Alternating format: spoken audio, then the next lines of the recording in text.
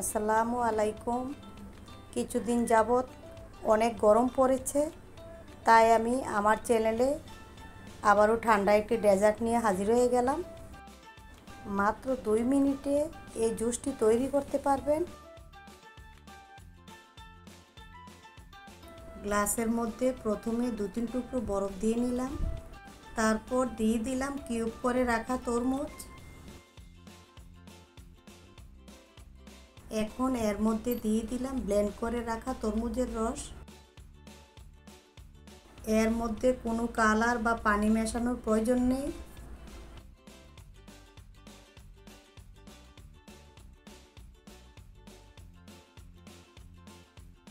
তারপর দিয়ে দিলাম লিকুইড দুধ।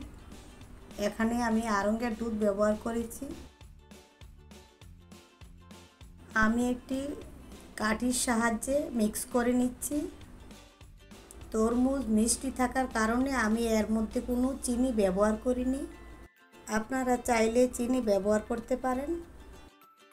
ডেকোরেশনের জন্য উপরে 2 টুকরো বরফ কিউব করে রাখা কিছু তরমুজের টুকরো দিয়ে দিচ্ছি।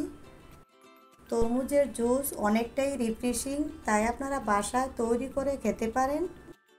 আপনারা যে যেখান থেকে ভিডিওটি দেখেন কমেন্ট করে জানাবেন আর আমার চ্যানেল সাবস্ক্রাইব করে আমার সাথে থাকবেন।